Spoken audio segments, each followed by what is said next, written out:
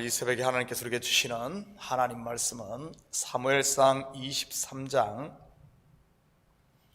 15절에서 29절까지 말씀입니다. 저와 여러분이 한 절씩 교독합니다. 다윗이 사울이 자기의 생명을 빼앗으려고 나온 것을 보았으므로 그가 십광야 수풀에 있었더니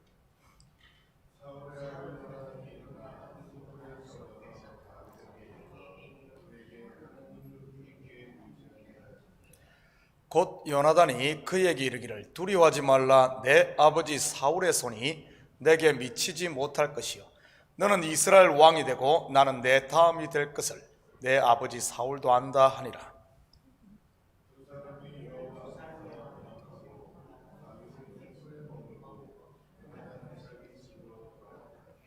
그때 10사람들이 기브아에 이르러 사울에게 나와 이르되 다윗이 우리와 함께 광야 남쪽 하길라산 숲을 요셉에 숨지 아니하였나이까.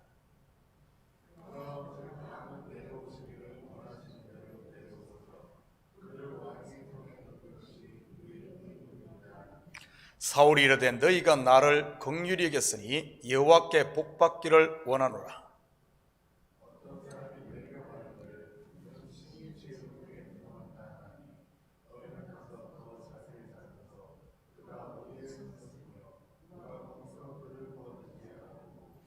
그가 숨어있는 모든 곳을 정탐하고 실상을 내게 보고하라. 내가 너희와 함께 가리니 그가 이 땅에 있으면 유다 몇천 명 중에서라도 그를 찾아내리라 하더라.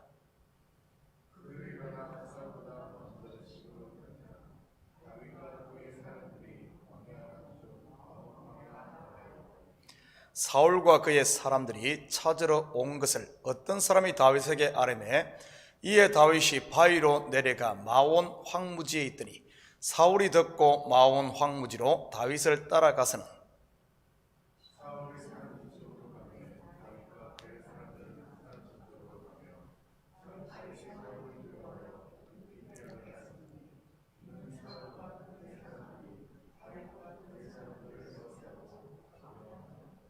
전령이 사울에게 와서 이르되 급히 오소서 블레셋 사람들이 땅을 침노하나이다.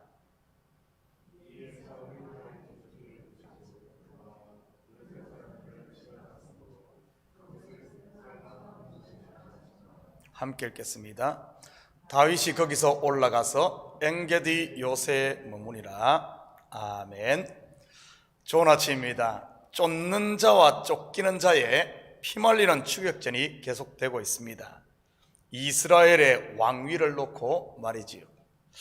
사울은 왕위를 지키겠다고 발버둥 치고 다윗은 영문도 모르고 쫓기다가 나중에 왕으로 세워집니다. 이 둘의 왕위 쟁탈전을 통해 성경이 말하고자 하는 실체는 무엇일까요? 우리는 이것을 단순히 정치적으로만 봐서는 안 됩니다. 구속사의 관점으로 보아야 하지요. 사울은 율법을 상징하는 인물이라고 했습니다. 이는 곧 율법의 의로 스스로 영생에 이르려고 하는 유대인들의 모습을 보여주는 것이지요. 예수님 당시로 말한다면 사울 왕은 바리새인들과 서기관들, 바로 종교 지도자들을 말하는 것입니다. 이것을 창세기의 언어로 말한다면 스스로 바벨탑을 쌓아 하늘에 닿으려고 했던 죄인들의 모습인 것이고요. 그에 비해 다윗은 예수 그리스도의 예표로서 복음을 말하는 것입니다. 끊임없이 사울에게 쫓기며 이스라엘 사람들 모두에게 죽어야 할 죄인으로 낙인 찍히는 다윗. 오늘 본문을 보면 같은 유다 지파 사람들에게조차 배척을 당합니다. 그런데 모두에게 죄인으로 낙인 찍힌 그를 하나님께서는 이스라엘 왕으로 세웁니다. 모두가 십자가에 못 박으라고 소리쳤던 예수님이 부활하셔서 만왕의 왕으로 서듯이 말이지요. 그리고 예수님은 모두가 죽어야 한다고 손가락질했던 간음 중에 잡힌 여성을 구원하시지요. 세리장 삭개오나 문둥병자도 마찬가지고요. 그렇다면 죄인에게 주어진 구원이 스스로의 의로 말미암아 난 것일까요? 아닙니다. 바로 하나님의 은혜로 된 것임을 만천하가 아는 것이지요. 바로 다윗이 왕이 된 것은 하나님의 은혜임을 모든 이스라엘이 아는 것처럼 말이지요. 오늘도 다윗은 쫓기며 유다에 속한 10광야 수풀에 숨어 있었습니다. 16절입니다. 사울의 아들 요나단이 일어나 수풀에 들어가서 다윗에게 이르러 그에게 하나님을 힘있게 의지하게 하였는데, 우리는 여기서 재미있는 삼각관계를 발견할 수 있습니다. 아버지 사울은 다윗을 죽이려고 난리인데 아버지의 왕위를 계승할 왕자 요나단은 다윗을 목숨 걸고 도와주고 있으니 말이지요. 무슨 드라마 보는 것 같지 않습니까? 분명 요나단은 자기가 왕이 되지 못할 것을 알고 있었습니다. 그리고 다윗이 하나님이 세우시는 왕이 될 것도 알고 있었고요. 이것을 통해 성경은 요나단의 위치, 곧 율법의 역할이 무엇인지를 설명해 주고 있는 것입니다. 율법은 예수 그리스도께로 인도하는 초등교사라는 것을 말이지요. 갈라디아 3장 23절 24절입니다. 믿음이 오기 전에 우리는 율법 아래에 매인바 되고 계시될 믿음의 때까지 갇혔느니라. 이같이 율법이 우리를 그리스도께로 인도하는 초등교사가 되어 우리로 하여금 믿음으로 말미암아 의롭다함을 얻게 하려 함이라. 우리가 앞에서 공부했듯이 요나단은 자신의 위치를 정확하게 알고 있었던 세례 요한과 같은 존재라고 했습니다. 세례 요한 또한 자기의 위치를 알고 있지 않았습니까? 그래서 그는 예수님께서 세례를 받으시고 공생애를 시작하시자 그는 흥하여야 하겠고 나는 쇠하여야 하리라고 고백하며 예수님께서 일하시도록 자리를 내어드렸지요. 마찬가지로 요나단은 어떻게든 다윗이 왕이 될 수 있도록 그를 도왔던 것입니다. 그렇다면 그는 왕위를 얻지 못하고 쓸쓸하게 사라지는 것일까요? 18절 같이 봅니다. 두 사람이 여호와 앞에서 언약하고 다윗은 수풀에 머물고 요나단은 자기 집으로 돌아가니라. 사라지는 게 아니라 언약으로 다윗과 연합되어지는 것입니다. 죄인인 우리가 하나님의 언약으로 말미암아 하나님의 자녀가 되듯이 말이지요. 그래서 예수님은 율법을 폐하러 온 것이 아니라 완성하러 왔다고 한 것이고요. 저녁이 되며 아침이 되니 이는 첫째 날이니라. 밤과 낮이 하나의 짝이 되어 이 하루가 되지 않습니까? 선악과와 생명과도 그렇지 않습니까? 히브리어 원어를 보면 선악과와 생명과는 복수의 나무가 아닌 단수 하나입니다. 다시 말해 하나라는 것이죠. 이 두 나무를 통해 구원의 비밀을 설명해 주는 것입니다. 어떻게 예수님의 십자가와 부활을 분리할 수 있겠습니까? 십자가 없는 부활이 있을 수 없고 부활이 없는 십자가는 그냥 저주일 뿐이지요. 그런데 십자가와 부활이 하나의 짝이 될 때 구원이 완성되는 것입니다.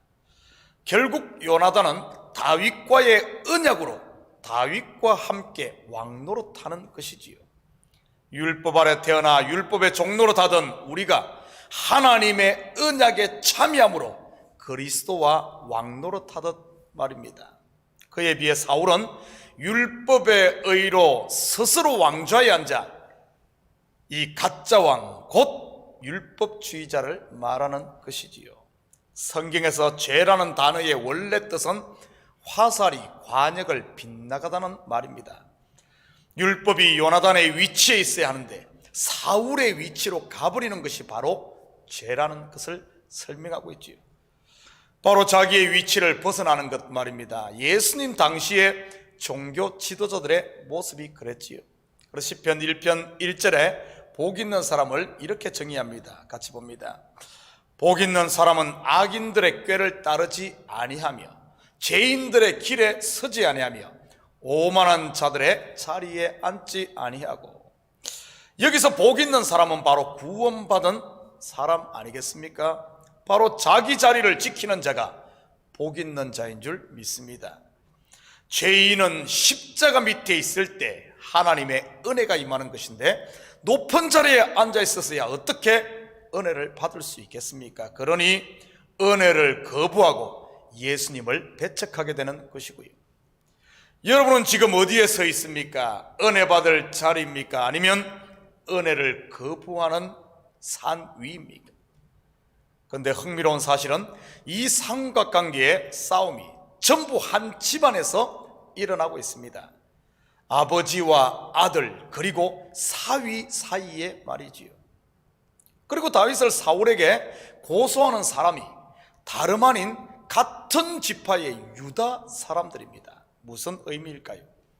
예수님께서도 말씀하셨듯이 원수는 결국 집 안에 있다는 뜻이지요.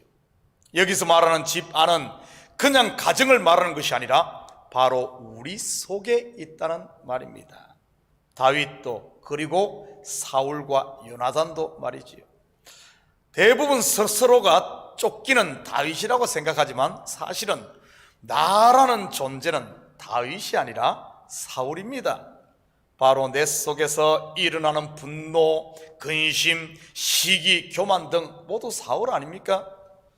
먼저 된 왕 사울이 다윗을 쫓듯 내 속에 남아있는 옛사람이 성령으로 거듭난 새 사람을 쫓는 것이지요. 결국 우리가 자기를 부인하는 것은 내 속에 있는 사울 죽이기라고 말할 수 있을 것입니다. 사울 왕이 죽어야 다윗 곧 그리스도가 나의 왕좌에 앉아 왕노릇하는 것이니까요. 다윗은 십광야 수풀에서 하길라 산 수풀 요새로, 그리고 마온 황무지로 피합니다. 그때 사울은 다윗을 쫓아 마온 황무지로 내려오지요. 26절입니다. 사울이 산 이쪽으로 가매 다윗과 그의 사람들은 산 저쪽으로 가며 다윗이 사울을 두려워하여 급히 피하려 했으나 이는 사울과 그의 사람들이 다윗과 그의 사람들을 에워싸고 잡으려 함이었더라. 마온 황무지에서는 산 하나를 두고 쫓고 쫓깁니다. 사울이 거의 다윗을 따라잡은 것이지요. 어쩌면 이 마온 황무지는 다름 아닌 우리 마음일 수 있습니다. 우리 속에 일어나는 성령의 생각과 육신의 생각과의 쫓고 쫓기는 싸움 말이지요. 때로는 성령 충만으로 인해 육의 생각이 근접도 못했다가, 때로는 육의 생각이 코앞까지 쫓아와 우리를 위협하고 시험에 들게 하려고 하지 않습니까? 시험이 눈앞에 와 있는 상황이라고는 할까요? 지금 다윗은 죽음의 그림자가 눈앞에 와 있는 그런 급박한 상황입니다. 27절 28절입니다. 전령이 사울에게 와서 이르되 급히 오소서, 블레셋 사람들이 땅을 침노하나이다. 이에 사울이 다윗 뒤쪽 길을 거치고 돌아와 블레셋 사람들을 치러 갔으므로 그곳을 셀라 하마느곳이라 칭하더라. 사울이 다윗을 다 따라잡은 그때 다윗을 도와준 사람이 나타났네요. 그들은 다름 아닌 이스라엘의 원수 블레셋입니다. 블레셋이 이스라엘을 침공함으로 사울 왕은 다 잡은 다윗을 두고 블레셋과 싸우기 위해 돌아갑니다. 그리고 다윗은 그곳 이름을 셀라 하마느곳이라 칭하지요. 그 뜻은 셀라는 바위라는 뜻이고 하마느곳이란 분리하다, 나누다는 뜻입니다. 분리의 바위, 곧 사울이 다윗을 손대지 못하도록 구별한 곳이라는 뜻이지요.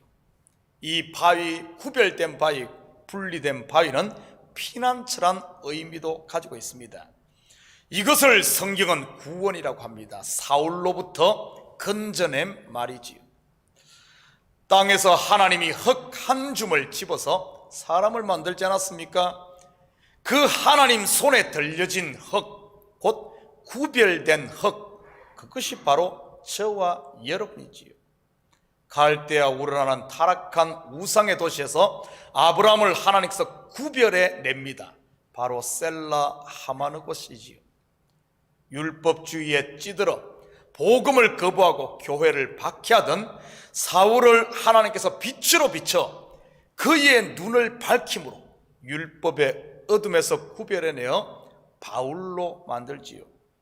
하나님의 뜻을 땅끝에 전할 이방인의 사도로 말입니다. 분리된 바위 셀라 하마누곳 말입니다. 사랑하는 성도 여러분, 세상의 유혹이 아무리 우리에게 몰려온다 할지라도 우리를 향한 하나님의 사랑을 꺾을 수는 없음을 믿으시기 바랍니다. 왜냐하면 시험 당할 즈음에 항상 피할 길, 곧 피난처를 준비하고 계신 분이 하나님이니까요. 혹시 여러분 가운데 여러분을 쫓는 사울이 저만치 보인다 할지라도 두려워하지 마시고 담대하게 오늘도 주님 바라보시며 여러분에게 주어진 환경에 최선을 다해 삶으로 오늘도 복된 하루를 사는 우리 성도들 되기를 주님의 이름으로 축복합니다. 같이 기도합니다. 사랑의 아버지 하나님, 참으로 감사를 드립니다. 아버지 하나님, 시험 당할 즈음에 피할 길을 예비하시고 주님이 친히 아버지 하나님 분리의 파이가 되셔서 아버지 하나님, 주님께서 쪼개짐으로 그곳에서 생수가 나게 하고 우리에게 피할 길 생명을 허락하심을 참으로 감사를 드립니다. 우리를 세상 가운데 아버지 하나님 내버려 두지 아니하시고 항상 간섭하시며 눈동자와 같이 보호하시는 주님의 이 손길을 오늘도 보게 하시고 세상 가운데 있다 할지라도 두려워하지 말고 놀라지 말고 열심히 우리에게 주어진 삶에 아버지 하나님 경주를 할 수 있는 저희들 되게 도와주시옵소서. 우리 식구들 어느 곳에 있든지 악한 것들은 얼씬 못하게 주님 도우시고 항상 주님 안에서 평강을 누리며 오늘도 아버지 하나님 우리가 그리스도의 증인으로 세상 가운데 당당히 살아가는 저희들 되게 도와주시옵소서. 감사드리며 예수님의 이름으로 기도드립니다. 아멘.